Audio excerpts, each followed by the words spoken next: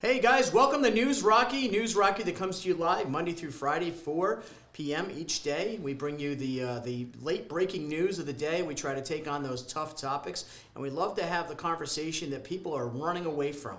Today we're going to be having a special guest in the studio talking about you can't be black if you're voting for Trump.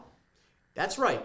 There's no way that a black American or an African American or anyone of any other culture other than that of a white supremacist could be supporting Donald Trump. At least that's what we hear out in the corporate media each and every day. So stay tuned to News Rocky. We're going to drill down on this topic and more today.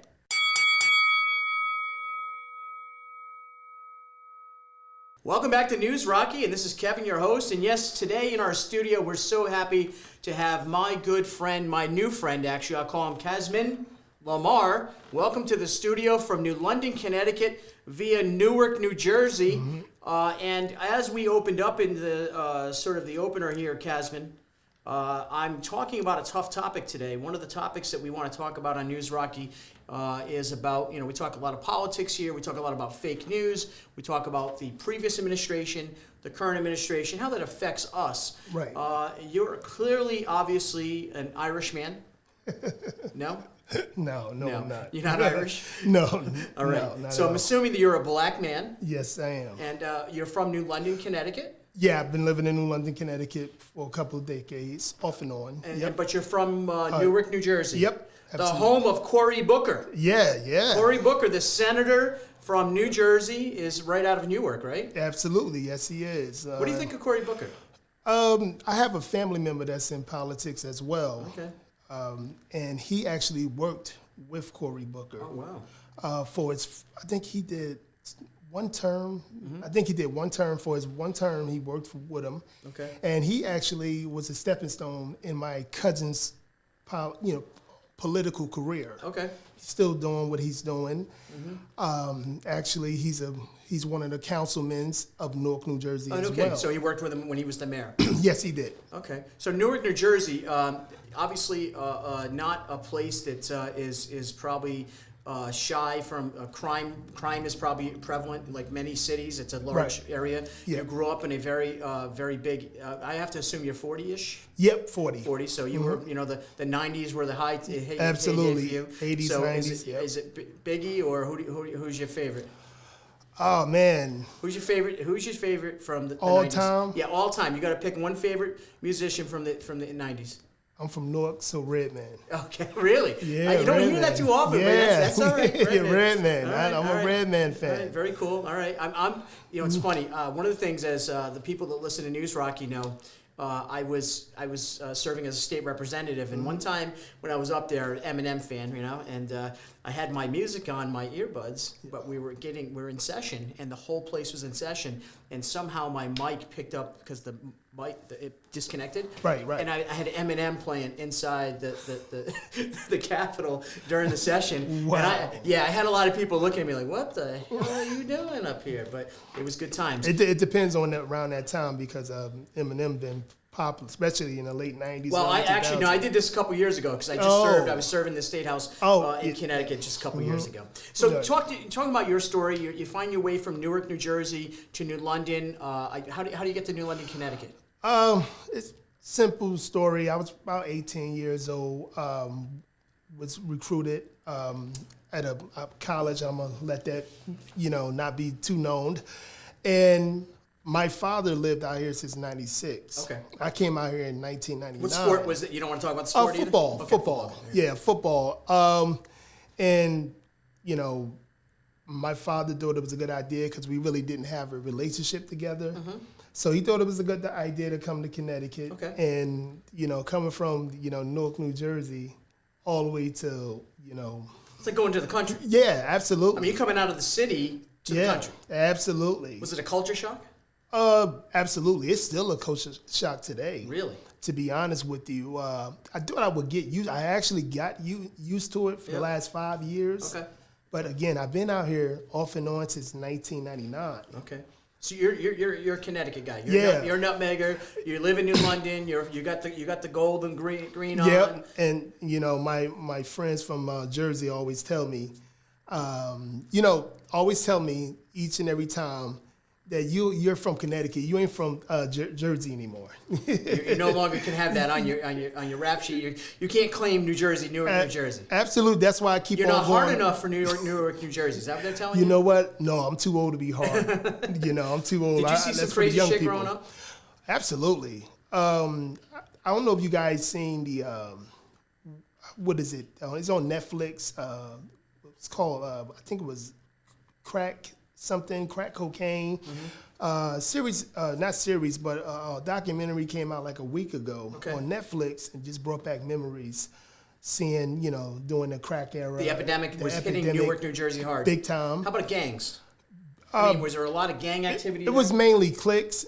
It started to be gang activity when I was like getting out of high school. Okay, Bloods, Crips, or no? Was that it was Bloods and Crips. It was more cliques. Okay. Just like how New York was. Yeah, corner streets, this and that. Yeah. Stuff like that. Did you ever join any of that? Did you ride with them?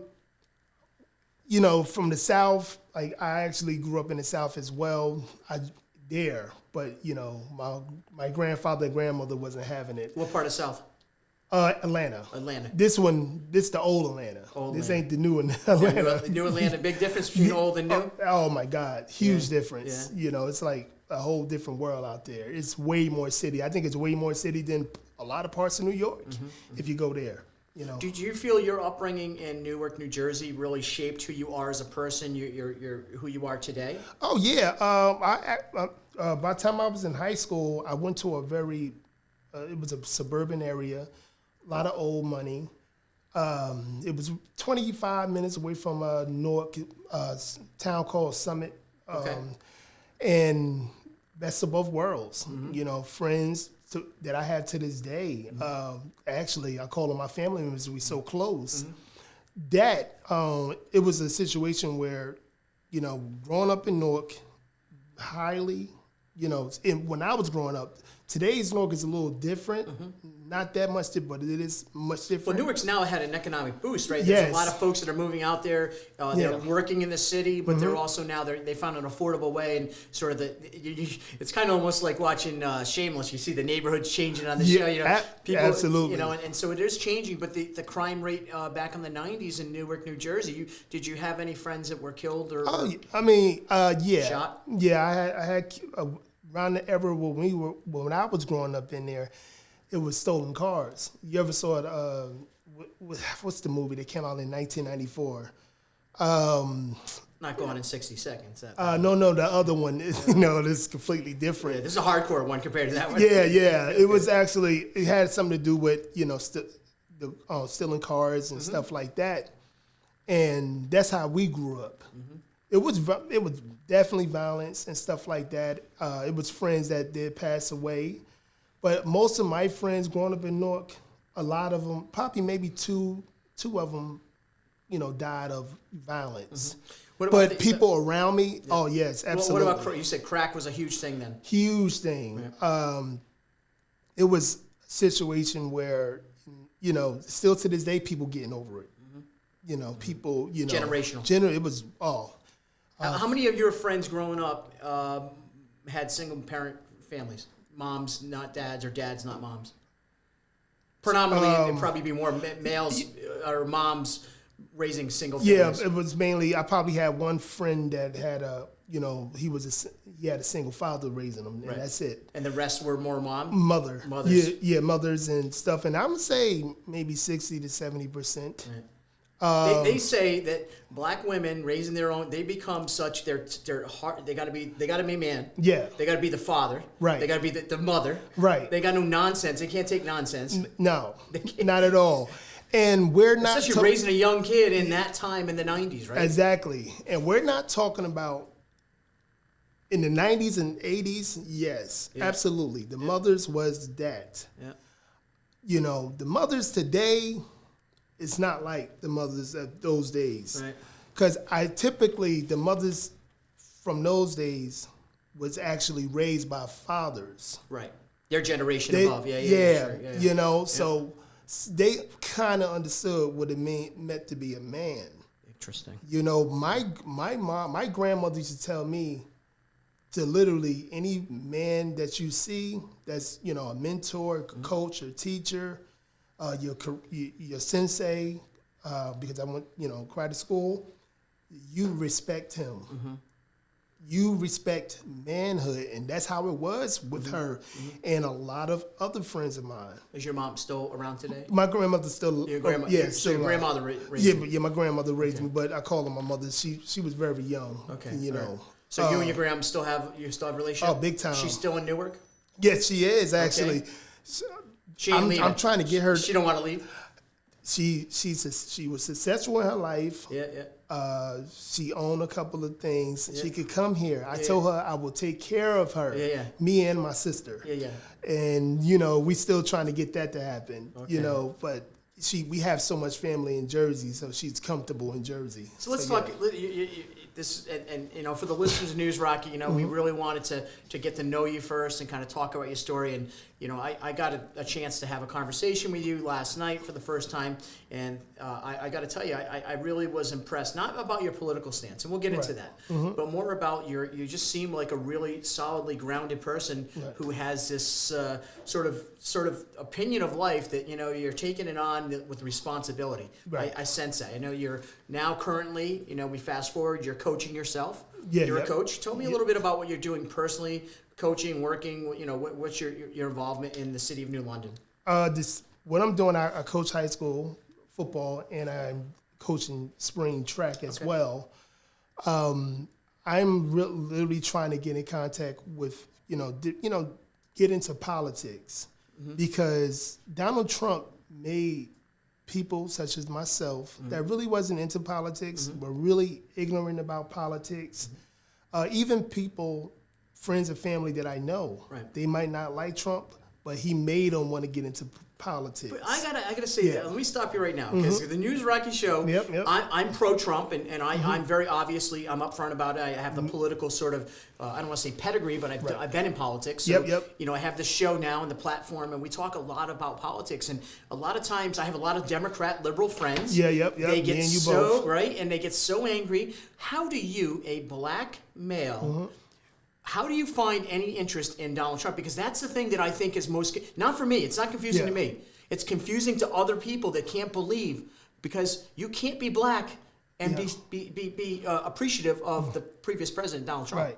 How's that happen? I have conversations with, just like most of my friends are Democrat, liberals. What they think they are liberals anyway, but I have conversations often with them. I tell them, I used to get passionate because I did my research on Trump for the last 4 years, and just because when a bunch of people hate a man, I want to see why, and I couldn't find it. Could they paint a picture like he's Hitler? Yeah, they paint absolutely. A picture like he is historically the worst human that's ever walked this earth. I have people, especially in the local area where I'm at, make them. It's like it wasn't no racism until 2016. It never happened before. It never happened before, and this is my problem. And then when people try to tell me what I need to think, that's a huge problem to me. The reason of liking Trump is because I feel as though he's a leader of his own. He also he has a ruling class, and he literally do for everyone. He's not. Do you think he's an outsider? Do you think he's a political outsider? Is that one of the attractions? Yeah, that's a huge attractions to me. Being a national, I finally figure out what a nationalist was. Right, nationalist. To a globalist. Right. He's a nationalist. Right. When he say close the gates, whatever borders, build borders, Yep. he's talking about everyone. Right. He, some things he say, you can be like, oh, calm down. Yeah. But it's what you do. Right. And for what I learned from my grandmother, she tells me, it's what you do. It's not what you say all the time. Right. It's what you do, and everything that he did. His actions. I didn't see any other president do. So, as a matter of fact, to go to that documentary again, if you see Bill Clinton and then you see Joe Biden, they helped destroy Black America. Let's stop you on that. Yeah. I want to stop you on that because I want, and I want, you're listening to News Rocky today. Yeah. I want you guys out there that listen to News Rocky and know the show, the platform is really, we're in the political arena and we want to get this conversation. And I want to make sure you folks that are out there listening, stay tuned to this conversation because a lot of you that sort of contribute here are very confused often about how anyone can support Donald Trump, and especially a black African American, and I got to tell you, do you know Taiwan Jenkins? Played football at New Lynn High School. My nephew. No, I don't. So Taiwan played at New Lynn High School under Jack Cochran. Oh, okay, all right. And he tells me all the time, he doesn't want to be called African American. He's American. He's a black American. Yeah. So I don't know how some people like to have that title. They don't like that title. To me, you're an American. You're just another guy. Yeah, right? But absolutely. see, I think it irritates some folks out there to hear your story, especially those that are. And by the way, you don't irritate the black America, you irritate the white liberal America more than anything. Oh, absolutely. They can't understand how you can talk like this. Talk a little bit about that reaction for people. That's another thing. I get people that's non-black American telling me how to be a black American. Yeah, you're wrong. Yeah, I'm wrong. You need to think this way, the victimhood way. And the victimhood way don't fly from how I grew up. And I tell my, family members will say, all of a sudden, why are you like this? Because it took growth. And from my uncles to my grandmother, my aunts, you guys raised me to not have a victimhood mentality. So you need to not be mad at this. You need to be thanking yourselves. Right. Because I'm not going to teach my sons to have a victimhood mentality. Of course, things are going on and everything. Racism's real. Yeah, racism's real. Absolutely. You got to say that first and foremost. Racism's definitely real. You experienced racism. Yeah, absolutely. But I didn't experience racism to make me want to just drop everything, call it quits, and this and because if I do, I have other young black men looking at me. I have my own 2 sons looking at me, let alone young black men that I coach or mentor, train, what have you. When I see a non-black telling me how to be black, and I get that a lot, it's the most painful, frustrating things. You get angry? Yeah, absolutely. Because I know when I came from. I've been like this. I've been speaking the truth, what I consider the truth, before the woke community even exists.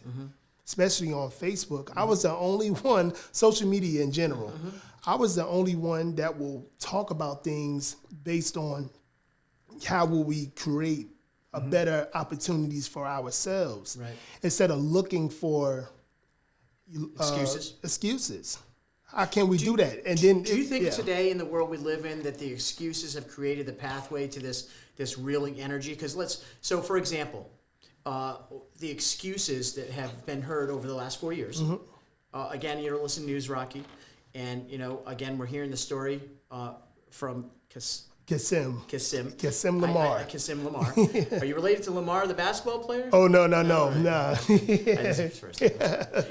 But anyways, Kysim and I are really having this, I call this a fireside conversation. It's comfortable. It's laid back. And anyone who is on the opposite end of this conversation, I have lots of friends, Kevin Booker, people out there. Yeah. I've done a lot of sit-downs and had conversations with folks out there. Right. To me, I can tell about you, Kysim, is you want to have that, I want to understand why we're broken. Right. We're a broken society. And I think one of the problems we have is society tries to tell us what to do instead of allowing us what to do. Yeah. Because you as a black man cannot get in a room full of white people or people of your same culture and say, I believe Donald Trump was a good president. Not because he was a good person. If we could have put tape over his mouth and broke his thumbs, the guy would have been amazing. Right. So how do you handle that when you're in that room full of people that want to point that finger at you? To be honest with you, I learned about watching men like Donald Trump. Be a man of ruling class. But I took examples out of him by saying, okay, I'm going to think the way I want. I'm going to say what I want. But the only thing is I'm not going to make people feel uncomfortable because that's me. But I'm going to think and say what I want because I know the research and the studies and things that I went through growing up in Newark, New Jersey, and also in the suburbs as well. I had the best of both worlds. Right. I mentored for over 15 years, coached for almost 20 years. I've been around these young men. I see the school systems and what's going on. I might not want to take a picture with, look at me. Maybe one day I will, but it's passion for me. Mm-hmm. I don't want to be in a situation where everything is just victimized, because all these people that talk about other races, people, just because what they supposedly said, what if you're hanging around that person that they don't say nothing, but they do things and you don't even see it because they're not saying anything? You want a visual. Shining a light. Yeah. No. Don't see this is, stop thinking about that. Move forward. Make that situation where you're saying to yourself, okay, all right, people racist, people think differently than me. Let's move forward. What can I do? What solutions can I make? Or what I'm still going to be on this is 2021. I'm going to be still on this train in 2024.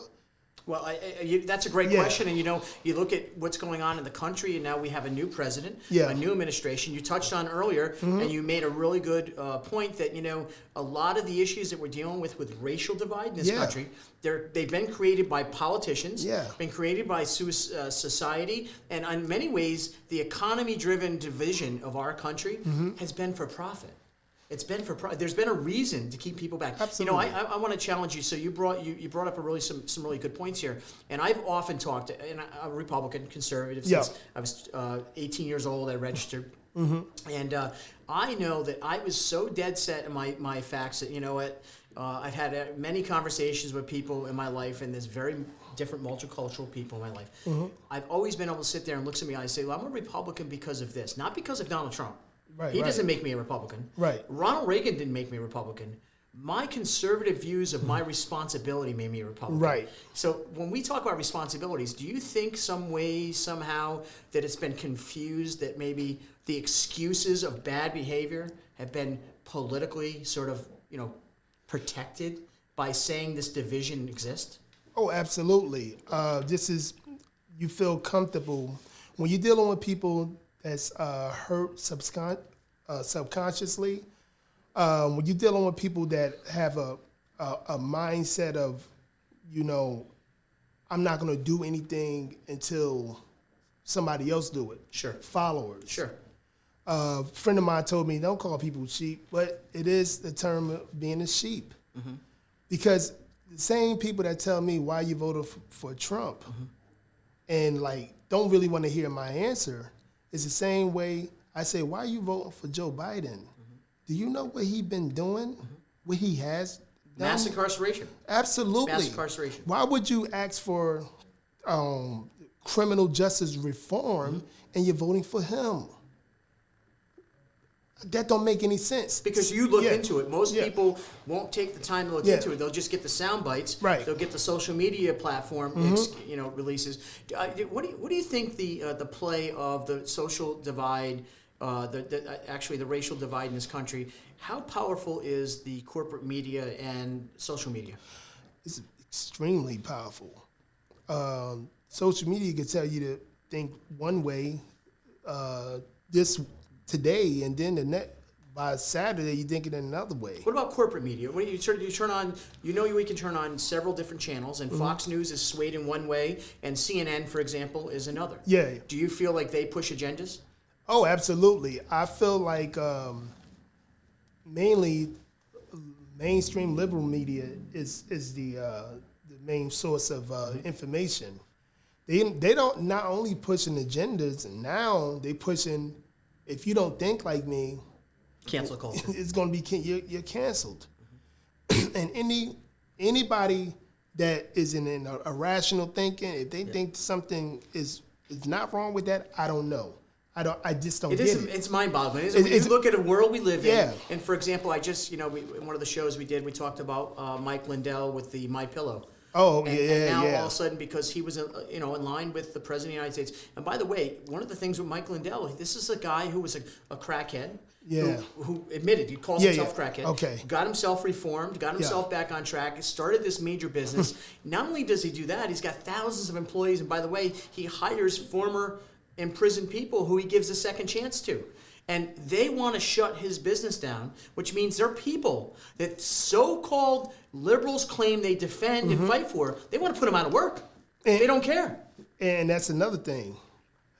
We have a conversation about that, and no one don't have a clear answer. Yep. It's all about the boogeyman, Right. Donald Trump. Right. Nobody have a clear answer. Right. I can have and then people think they're too intelligent. I want to make people understand where I'm from. 98% of the guys that I dealt with, friends and family, are highly educated. So what you're telling me here, I heard it before. Right. But no, wait. You're deplorable and you're not educated if you support Donald Trump. Yeah, exactly. You're not educated. You're exactly. Not, you clearly can't read or write. Exactly. You have to be dumb and a redneck too. You're a redneck. Yeah, I'm a redneck You're and a everything redneck. else. Yeah. I'm a sellout. I'm a coon. This and that. And when I hear Uncle from Tom, you ever hear Uncle that Tom, oh my God, when I hear it from people, especially in the general population where we're living, I laugh at, because these are the same people that would do anything to be another nationality. I've been seeing it for 1999, for 21 years now, something like that. And explain that. What do you mean by that? I will, I don't want to, a lot of brothers and sisters in this area, they tend to want their child, in conversations that I had, want their child light-skinned. They tend to want their child to, be by a non-black woman or a non... Are you married to a black woman or a white woman? I'm engaged to a Dominican woman. Dominican. Yeah, Dominican. So you'll have a light tan child. Yeah. So he's about as dark as me. All right. So I think what you're saying is almost, and one of the facts. So the listeners of News Rocky, and probably you know this, one of the heaviestly populated areas of biracial couples is in southeastern Connecticut. Oh, absolutely. Because of the Navy and a lot of that has to do with it. Yeah. I do find, and one of the things I found growing up for me was race, although, and I love this because every time a white guy talks about race, you got to have a black friend when you grow up. So you can't be in a room and say, people, I'm not racist, I had a black friend. That's you got to have that, right? So, But I know who I am, and I don't need to justify it. That's the thing, You got to know who you are. You got to know who you are. This conversation is some people, and I don't know if you can tell, I'm totally comfortable with the conversation. Yeah, absolutely. I can tell. And you have to be. Yeah. But how are you comfortable having to have that conversation, and I want to say this in the most respectful way, with the people of your own race that are already hating everything else about that other topic, the Trump kind of syndrome? How do you handle that with you in your skin? Yeah. How do you handle that? It's got to be overwhelming. Oh, absolutely. It's one of the things that, believe me, we got into it. Social media and stuff like that, heated ones, and but never when you out. Because again, I don't care to be liked, I care to be respected. 100%. But anyone that knows me, they know I respect them. I smile all the time. I say, how you doing? Even if we had an argument, a disagreement, I say, how you doing, this and that. And if we had a crazy disagreement, we're gonna talk it. We're gonna talk it out. But oh my God, it's like, it's situations where people don't want to deal with me because, again, 5 years ago, I was talking about self-hate. You were on 10 that train? years ago. You were on that train? Like self-hate. Like, so you had and I don't want to say it in some kind of spiritual way. Do you think you had an awakening to the world you live in, or how did that work for you? Oh yeah, definitely. Again, I tell young men and women all the time, high school students, you have to, if you stay stagnant, you're going to be the same way. You have to grow. As you get older, you have to grow. Even I know 25-year-olds that know more than I do spiritually and stuff like that. you know, education-wise, what have you. But by the way, can I say something on education? Yeah. Mm-hmm. Education doesn't come with a piece of paper that says a degree. Right. Education, I know some of the smartest people I know personally are people who work their entire lives to their fingers to the bone. Yeah. But they're some of the smartest people I know. Absolutely. So I want to make sure that's clear because we get this thing, and especially the white liberal sort of extremeness on one side. Right. Want to talk about how education is the only qualifier. Yeah. And that's the problem. And that's disrespectful to you and me both. Most white liberals, they want to put our black liberal women on a pedestal. And they want to put for what I consider, this is my perspective. They want to put the men that want to follow the woman on a pedestal in the black community. In a white liberal mindset, is the woman, the child, and then the man. Right. You know? Right. And it's not, if you strong to make some type of, this is why I think today's hate Donald Trump, because he's a man of ruling class. You know, because you get the facts on him, and then you say, oh, well, he's still, you know. But we couldn't get facts because over the last 4 years, the corporate media didn't allow us to hear any success. You bring up a fact. We're going to keep the conversation going on, and I appreciate you coming in today. And this is a tough subject for people. This is a subject that makes they tell you don't talk about politics and religion. Well, I just added in race to it, so there's no way we can't go.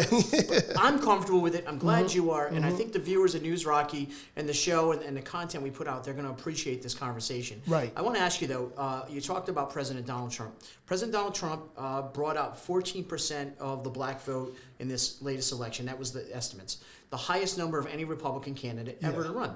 He also was able to do things in his administration for the black colleges. He actually, there's a fund that you might know about. Talk about that a little bit if you know. What he did, for what I know, he had a contract with the black colleges. The government every year would give money to the black colleges. Yeah, and they got to ask every year. Every year. He gave a 10-year contract, exactly. I believe. He extended it for a 10-year contract. You know why he does stuff like that? And he upped the money. Yeah, absolutely. And what I try to tell black folks, black Americans, he do that because you an American. I'm glad you said black Americans. Yeah. You know why? Yeah. Black people who don't understand you are as American as anybody. Yeah. You need to start claiming your country. I'm gonna tell you, and then that's another thing. I love that though. That's another thing. Me and my best friend, that's like my brother. I said, when somebody say this is not your, when another black man or another non-black man tell you this is not your country, they brought you here. No, we built this country. Yeah. Yeah. You know, by the way, your people got here on a tragic trip. Yeah, right. Yeah. We can't deny that's history. That's history. We can't deny history. Exactly. But you know what we can? Neither you or I had nothing to do with that. Yeah. Neither you or I. I have. You know what I mean? Yeah, exactly. I have people that's scholars, black scholars, white scholars. They would tell you that when a black, especially in the last 4 years with this Trump syndrome stuff, they would say, now they calling themselves ADOS, and they call themselves FBA, Foundational Black Americans. What is that? That's Black Americans that have been here since day one, have 5 generations here. And what? they because... Did they need a title, though? I don't They understand. need a title because a lot of us, we vote 80%, 90% Democrat. Liberal, right. Liberal. But that's only changed over the last 40 years. Oh, yeah. And it's really changed the last 14 years. Yeah. The thing is, we voted like that, and we don't get any tangibles. Just like we're not going to get nothing from him. See, when a lot of non-blacks, like from Africa or from the Caribbeans, when you say people of color, that means now it's trickling down to everyone, up to everyone else. And then that. Listen, I worked in the prison. Yeah, The best way to grow a gang is the Solitos, for example. Yeah. Back in the day, they started taking everyone who had anything of Latin descent. Well, that meant even if you were Italian, Right, you right. could get into the gang. Right. So how do you build your numbers? Yeah, you build your numbers. Yeah, by just bringing everybody. You know what I mean? I'm sorry to break it down that way, but it's not what it is. Exactly. But the civil rights law came into effect. Yeah. In '64, it was for us. Right. In '65, it was mainly for the immigrants. Right. So being as though like when the contracts, the scholarships and stuff like that, and businesses that get replaced by particularly African Americans, those businesses getting those funding getting replaced because they said people like Joe Biden, well it's for people of color, Right. There's a big push on this agenda now through this administration. Yeah, so the people of color, that don't generally mean Black Americans. Right. A lot of times it doesn't mean Black Americans at all. Right. This is why during the Civil Rights era, it messed up a lot of different. You can speak freely on sorry, this show. I'm sorry. No, it's a podcast. We can say shit. We can say assholes. We can, all we that. can say anything. Go fuck yourself. I mean, we can pretty much say anything right here. So, But you don't have to talk that way. I can, Okay, so it's cool. all right. So in about 65, between 65 and 70, that's when the reason for Black America neighborhoods getting fucked up. Yeah, say it. Speak. Getting because it wasn't trickling down to us, the businesses, the government stuff. What they were saying it was the messages absolutely. were you're getting this, and You're getting benefiting. that. But We wasn't getting on all these different movements, the socialist movement, the LBG, AOC, and all this now. all these, even before her. Yeah, right. But she's actually the I The guess, new generation. the new generation of Bernie that. Sanders' next generation. Exactly. Yeah. That doesn't trickle down to Black Americans. Right. So the ADOS, the FBA, they want to say, no, what are you giving us? We are voting you in, and we're getting no tangibles, nothing. We're getting nothing. And they starting to see that. But these people that voted for Joe Biden, this is why you guys is not going to get any tangibles. You guys are not getting any legislation passed. You're not getting, and if it is, it has something to do with LGBTQ. It has something to do with women's rights. It has something to do with all these different socialist movements. It don't have nothing to do with the environment. Absolutely. These are the priorities. So you talked about 14 years ago, and one of the things 14 years ago obviously brings us back into pretty much bringing it into the Obama administration. Yeah. Barack Obama did, and I've often been quoted to say, I got a letter from Barack Obama. I wrote him a letter when he got in office. Right? Oh, wow. And I don't think he signed it. I think it was just one of those ones they stamped. Yeah. But the fact of the matter is that I got the letter, and it's I'm very proud of it. And I've always said, even Joe Biden, he's my president today. Right, Because absolutely. As much as we'll get into the whole election in a moment, but I still have to accept that I live in a democracy that gives us the ability to disagree. Yeah. And in that disagreeing, in that ballot box, we can disagree. And unfortunately, for what my version of what America could be, a great place, it's not the same version of the people that went out and voted this year. Right.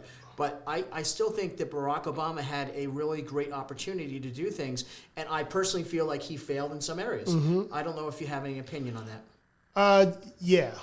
When I literally did research, I wasn't just researching Donald Trump. I was actually researching since 2011. And this when I started to look what's going on, especially when the Flint, Michigan thing happened, I really started researching. Right. And how he's a globalist president. He's completely a globalist president. He don't have to do nothing particularly for Black Americans because, to be honest with you, he's not really Black American. His father's from Kenya. His mother's white American and stuff like that. Yeah, the liberals. What is that? He's one of the greatest biracial presidents we've ever had.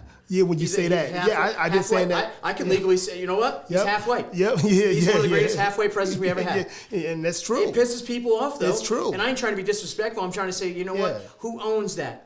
Yeah. I'm white, you're Black. Yep. If we come together, we're half what? Yeah. We are what we are. We Oreos. So what he has done, I can't see anything. You didn't see the results. The Obama phone. The promises you heard. The promises I heard. Maybe the Obama phone was great. Yeah. But what we call the Obamacare, it put me. I'm dealing with it with taxes now. To be honest with you, you saw firsthand what that affected. Yeah, you know. So I want maybe he looked cool. He's cool. He's a great orator. Yeah, he is one of the greatest speakers ever. Absolutely, he is a great orator, and he's an inspirational guy. Yeah, he make you feel comfortable. He's a likable guy. But a snake can make you feel comfortable too. Interesting. They bite you though. And they will bite you. They bite you. You know. You must get beat up when you talk that way. Oh my God. You know, all the time. You can't talk about Barack Obama and you could. Okay, yeah, I can see. Yeah. I'm envisioning now. We're all hanging out, right? And we're all black guys hanging out. And we're friends and whatever. And people don't agree with you. You start saying this, they're gonna be like. Well, I almost envision like a barbershop put down. To be honest, I'm gonna be. You can't talk that way. I'm gonna be real with you. Certain times you can, because just like you said, that 14%. Mm-hmm. A lot of, especially on the media, we'll be doing the podcast. The people that's actually getting the views, and this is why. CNN and MSNBC is afraid. Mm-hmm. They want to censor everybody because they see the views are growing. Right. And that's spreading the opinion. Yeah, that's spreading the opinions. Right. And their ratings are going down. It's killing the lives. And now that Boogeyman is gone, you know, hopefully he'll be back 2024. But now that he's gone, the ratings are going to go down because they're still talking about him. I think they're going to be still talking about him. Sure. They're not going to get enough because they need that ratings. They need to, you know.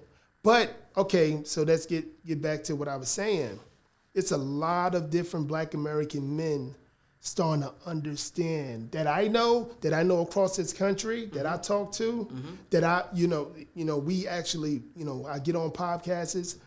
A lot of them are starting to understand what Trump...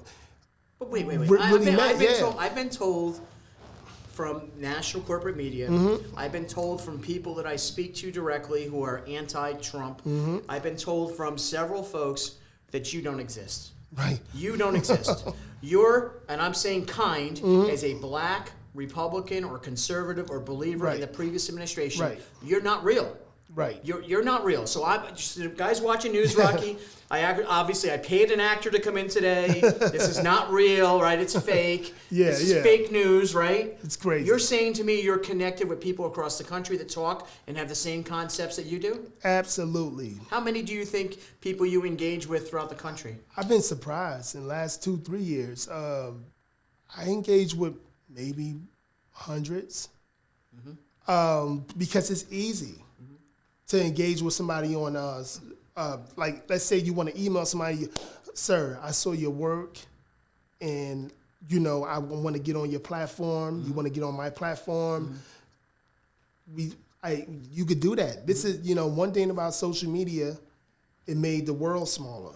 It's kind of funny. So it resembles like to me, like when I was younger, and I'm a little bit older than you, but you know, back in that generation, people would have these little radios, like the ham radios, and you could talk to the next person, and you know, across many states. That was like your form of this communication. Now the underground communication, the shows like this and yours, we're out there and we're communicating. But big news media outlets, the corporate media, they are scared of us. Right. They don't want you and I out here talking about this. Absolutely, and because it's people such as myself, such as yourself, such as people that I meet on a daily basis, are talking about this, you know, and to be honest with you, I thought I was when I be feeling like, oh man, I'm a loner, and then you go out, maybe I'm a loner where we're located for the most part, but no, you go anywhere else. Do you find that down south with some of your connections down towards the Atlanta area, maybe in South Carolina,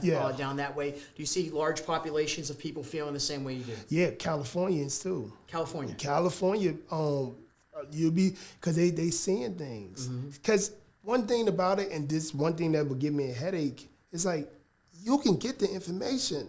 The information is for everyone. But, you know, people are lazy. Yeah. They don't want to go after victimhood. It's easy to put on Facebook and see a post from some social media platform and a corporate media that wants to skew this conversation. Right. But they accept it, and then they argue with you or me about what's fact, right. which is mind-boggling. And people will rather, and I should have said this earlier, people will rather go with the clown of the room in the room than go with the man that can maybe leave you solutions, maybe try to, be a better mentor for your son that's not acting right in school and stuff. And I said I wanted to go with this too. I have my son is going to be 2. My son, my son. I got an older son, just graduated. Okay. I think him and my daughter, they kept me in Connecticut. Okay. But I said real quick, I love Connecticut. Yeah. Okay. For what especially I love this area as well. You got the season change, you got the ocean. Absolutely. You got best of both things. As I got older, I started to love it even more. Good. So anyway, I told my fiance that my son is not going to a liberal school. And most of these schools are liberal. Sure. If I got to homeschool, we got to homeschool them. If we got to put them in private school, we have to know these teachers because they indoctrinate Really good point. Keep going. Keep going. I want to hear what you're saying. They indoctrinate our children, to believe one thing. And then if you talk to them, you don't, working for the educational system. Are you worried about talking like this? To be honest with you, not really, because I'm not disrespecting anyone, but at the same time. You're talking in general, just so anybody that's listening understands. You're not saying a specific school. No. The generations that are being taught today at every level, including especially college. Oh, absolutely. There is a sort of an agenda-driven or topics. Yeah, you don't have to wait to college now. Right. We have a lot of agenda-driven teachers. It was a situation where it's just, a kid, because I was doing I was a behavior interventionist. A couple of kids acting up, and I told the principal at the time, she's a super liberal, and she was telling me, no, you don't know him. You don't know where he come from, this and that, third. Okay, that's fine. And I looked at her like, okay, where's his files? Looked at his files. Okay, he has, family problems just like everyone else. But the thing is, you enabling him. But when you say stuff like that, why am I enabling him? Because he cannot be emotional. He's 13, already 6'1". He can't be emotional like that. He needs to understand its consequences and repercussions. Yeah. And when you say that, it's like, you here to, you here to destroy what I believe. Right. The lady is telling. So it's like, what can you do? And this is why my son, again, I can't allow him to go to these liberal schools. So you're going to stay you're going to stay focused on what you want is the best outcome for your children. Obviously, we all want that. Oh, absolutely. And you're going to make sure that you're going to protect your child in his education. Right. And I don't sense that you're going to mandate anything on your child as long as they're exposed. Like if any one of your children said, I'm a Democrat, and they look you in the eye, you love and hug them, right? Oh, absolutely. See, I want that to be. I want to make a big point here to the folks watching News Rocky.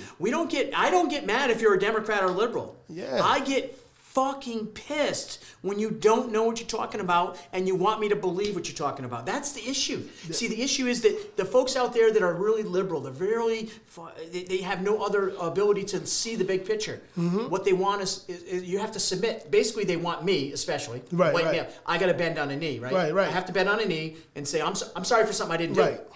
Do you understand what I'm saying? Yeah, absolutely. That's a shitty feeling. Absolutely. And as a black man, if I'm not in the LGBTQ community, and if I'm not following behind my woman, they don't want to have me say anything, because as a matter of fact, we went through hell as black men that was supporting Donald Trump. Oh, you hate women, you hate black women. That's why you're supporting Donald Trump. Right. You can't just appreciate you can't this over that. Because I'm the first person. Just like I said, it never was a self-hate in my blood, ever. Never will be. But I'm going to always go with facts. I'm not going to go with emotions. Right. I might speak passionately, but there's nothing emotional about it, because we could be friends tomorrow. But when you get, when you start to call names now, middle school, so I have to back up from you, Right. But the thing is, you've been called they calling you all these names just because you want a different outcome. You don't want the same victimhood outcome. 100%. Listen, I think what we're going to have to do is, first of all, say thank you for coming on today. Yeah. And secondly, we're going to have you back. Because I think we covered probably maybe 5% of the topics that we need to cover. Oh, absolutely. And so first before I close out with some comments here on the News Rocky Show, why don't you let the viewers know where they can find your content, where they can find you, if you go ahead and just let them know. Yes, I'm on Kysim Lamaur on Facebook and Truth. Okay, sorry, I'm on Kysim Lamaur Facebook, and I'm on Truth Daily 35 _ on Instagram. Also, my platform is my podcast platform is on YouTube, and that's Kysim Lamaur Podcast, and you're going to find information as well. As you're going to get to know me more, and hopefully you're going to get to know me more here. That's right. That's right. Yes. 100%. So, Kysim, I want to say thank you for coming in today. You will be back on the show. I think we're going to have to break this down into topics. Yeah. Because we talked about a lot. Yes. I want to say to you, it's inspiring that we can have and listen, anyone who's listening to News Rocky, I don't care if you're a Democrat, liberal, and you don't agree with me. I always welcome the conversation. Absolutely. I welcomed you today, and I learned a lot from you, and I learned a lot about you, and I appreciate it. Guys, when you're watching News Rocky, I want you to know the show is not just about arguing on one behalf of one party. I'm not here to carry the water, as some want to say, for Donald Trump. I'm not here to say that the Republican Party is perfect. They're not perfect. No human is perfect. As far as I know, there was only one human that ever walked this earth that could be claimed perfect. As far as I know, when we look at the situation that goes on across this country each and every day, we hear a big divide being driven. We have to look at why that's happening. Today, we had a guest that kind of shared his perspective from an inner city upbringing in Newark, New Jersey, how he moved out to the suburbs, how he found himself here in New London, Connecticut, how he was able to actually see, in a sense, have an epiphany in a sense of understanding that, a lot of the things I've been hearing, they've been lies. And so we're going to keep on this conversation with Kysim and many other contributors. And I hope you guys enjoyed the show today on News Rocky. Tune in tomorrow at 4 o'clock, Monday through Friday, each and every day. We're coming to you from the News Rocky Show. Get in the ring tomorrow with us for another tough topic.